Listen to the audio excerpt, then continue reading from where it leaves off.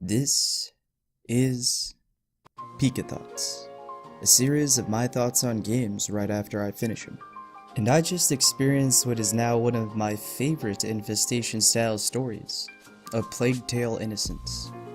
I'm not gonna lie, it caught me off guard, cause although I did find out about it from a few trailers released sporadically since last year, I pretty much forgot about it until it was released, which was a couple weeks ago on May 14th. It's a third-person stealth slash puzzle and at times even an action game that pits you against ravenous swarms of rats within a low fantasy medieval world, all while holding your little brother's hand. Don't get me wrong though, it's not a glorified escort mission, I promise you. And before I go on, I'd just like to reassure everyone that all of this gameplay is from the first third of the game. The story has some awesome twists, and the end, although one of my least favorite aspects of the game, is definitely not what I expected. I really don't want to spoil this one for any of y'all, so I'll refer to the story as vaguely as I possibly can. Anywho, you're Amicia, a sling-wielding, witty, charming, and at times ruthless sneaky sneak. She's definitely a badass, and in fact most of the characters are. It's hard to say that any aren't endearing, minus like one of them.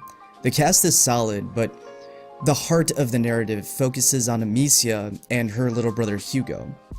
To be brief, he's got an illness that his mom can only help with, and it's resulted in an estranged relationship with Amicia. Some stuff goes down. Like, goes down.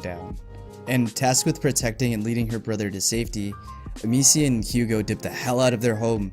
They barely know each other, they both just watched some horrifying stuff go down, and flesh-eating rats are always in their pursuit.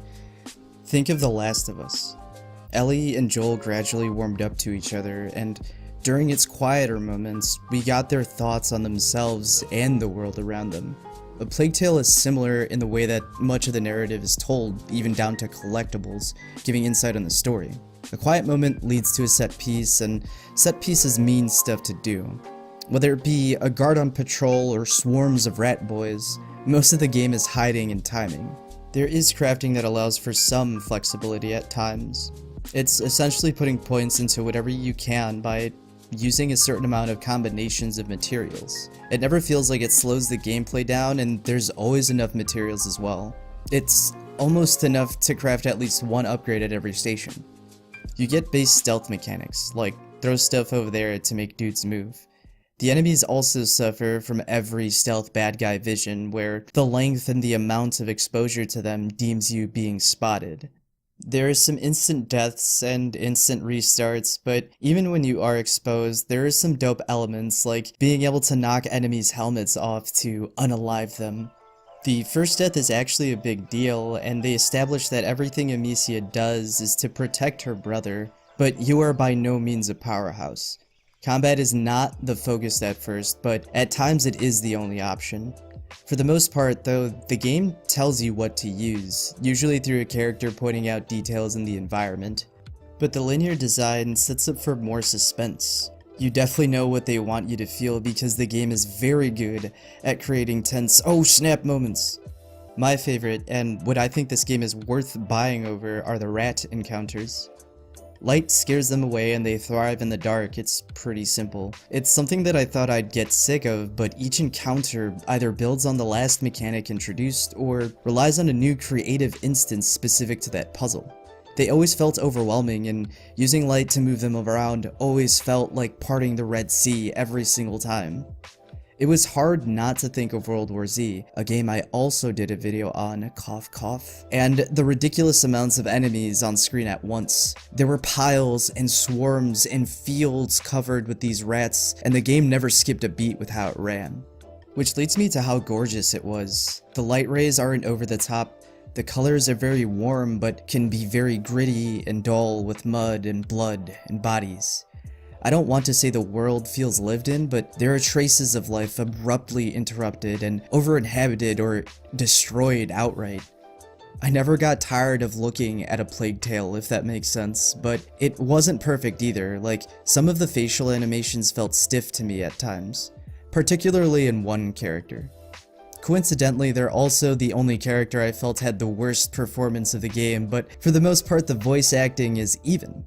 Every character felt distinct and was performed on the same level. When some of the heavier moments hit though, none of the reactions feel like a gut punch. It's more like, alright, damn, I have to deal with that now, and it's not bad, but it isn't amazing. Almost like I was watching a really damn good play. Although the voices are fun and the sounds in general don't carry much weight or oomph to them, they aren't bad and it doesn't detract from the experience at all. Shout out to my boys Roderick and Lucas, my fave characters aside Amicia. Lucas is a dope alchemist apprentice with a nerdy curiosity for everything, and Roderick, well, he's just the lovable brute. The actor for Hugo did really well too, cause I definitely believed his docile and sweet responses to everything, but he also got me to hate his little outbursts. He definitely was a brat at times. Seriously though, Amicia's voice actor carries the lead despite some awkward lines here and there. She was funny and uplifting, but she was also very blunt and very brutal when she needed to be. I seriously enjoyed the heck out of these characters. Despite its hellish appearance, A Plague Tale: Innocence is a heartwarming narrative about the importance of family. It never provided much of a challenge, but the gameplay is fun.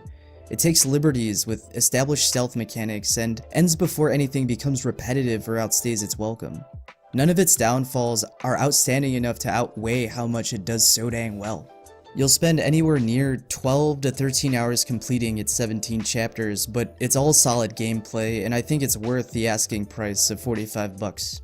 If you liked this video or felt like I missed anything, let me know down in the comments.